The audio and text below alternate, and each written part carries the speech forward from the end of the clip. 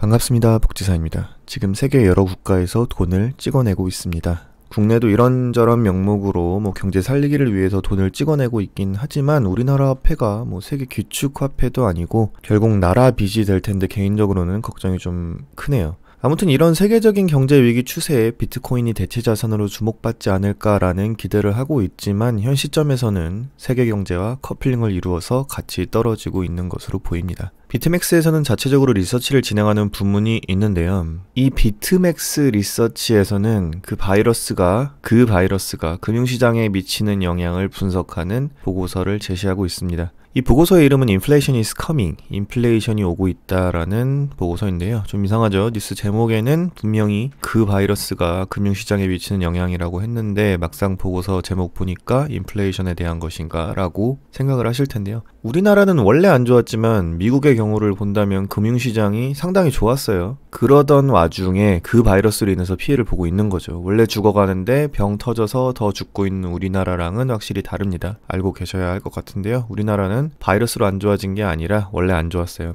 아무튼 지금 양적 완화를 통한 경기 부양을 하려고 하고 있는 이유가 결국 그 바이러스 때문인 거잖아요. 그래서 리서치 제목인 코코아 19가 금융시장에 미치는 영향 분석은 맞는 말이 되는 것 같아요. 사설이 좀 길었는데 2020년 그 바이러스 위기로 비트코인은 가장 큰 도전을 맞이하고 있고 이 위기 중에 그 가치를 입증할 기회가 주어졌다. 비트코인에게는 최대의 기회가 될 것이다. 왜냐하면 이번 시장 대폭락은 2008년 글로벌 금융 이후 최대의 금융위기로 평가되고 있고 2000년 닷컴 버블 붕괴와 97년 아시아 금융위기와도 대비될 정도인 와중에 비트코인이라는 것은 인플레이션을 막기 위해 한정된 수량에 채굴이 되면 될수록 난이도가 올라가는 그 희소성을 극대화하는 시스템입니다. 더불어서 위변조가 불가능한 블록체인이라는 개념의 시초인 암호화 자산이기 때문에 경제가 안 좋을 때 주목을 받게 되는 건데요. 비트맥스는 경제와 금융시장이 표류하고 인플레이션 타겟이 없는 변화된 경제체제는 2009년 최초의 암호화폐로 등장한 비트코인에게는 큰 장점으로 다가올 수 있어 승자로 떠오를 가능성이 높다고 평가했다고 합니다. 비트코인에 대해 우호적으로 메시지를 내세우는 뉴스는 이뿐만이 아니었는데요. 톤 베이즈라는 사람이 있습니다. 러시아계 미국인이고요. 경제 동향, 무역, 리스크 분석의 전문 지식을 가지고 있으며 2013년 암호화폐 시장에 들어오신 분이고요.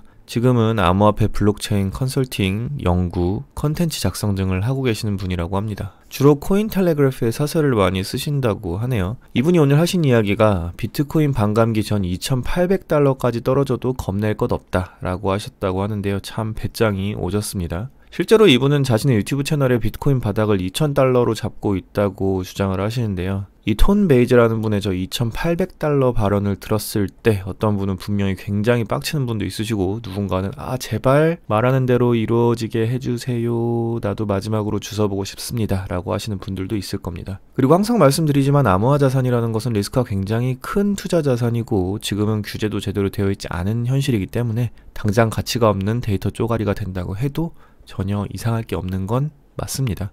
하지만 실질적으로 저 가격이 올 수 있을지 말지는 이 시청자분들 다 각자 다른 판단을 하시겠죠. 추가적으로 톤 베이즈는 5월 9일로 예정된 반감기 전까지 비트코인이 반토막 날 가능성이 충분히 있다고 말했습니다. 그리고 아까 말했던 2,800달러가 반감기 이후라면 정말 겁나는 가격일 수 있지만 반감기 전이라면 괜찮다고 이야기를 했습니다. 그러니까 이분은 반감기 이후에는 가격이 올라갈 것이라는 것에 대해서는 확실한 신뢰가 있는 겁니다. 그리고 반감기 전에는 이런저런 요소들로 인해서 가격이 충분히 폭락할 수도 있다고 생각을 하는 것이고요.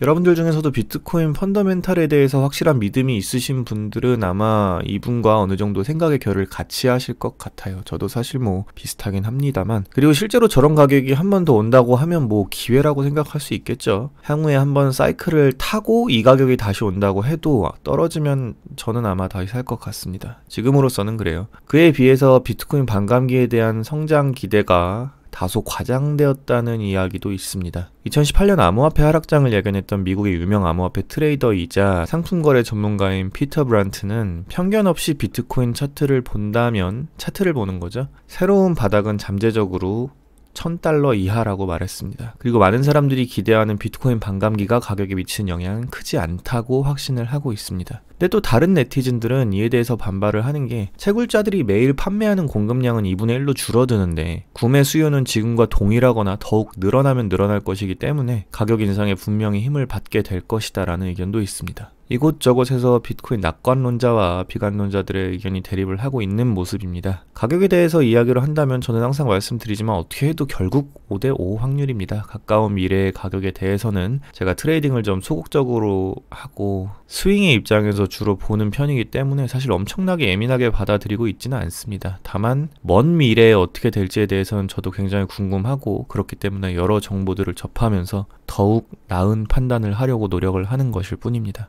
전 세계의 모든 자산에 대한 신뢰가 무너지고 있는 요즘 같은 시점에 여러분들은 어떤 생각을 가지고 계실지 궁금하네요. 오늘 영상은 여기까지입니다. 안녕! 히 가세요.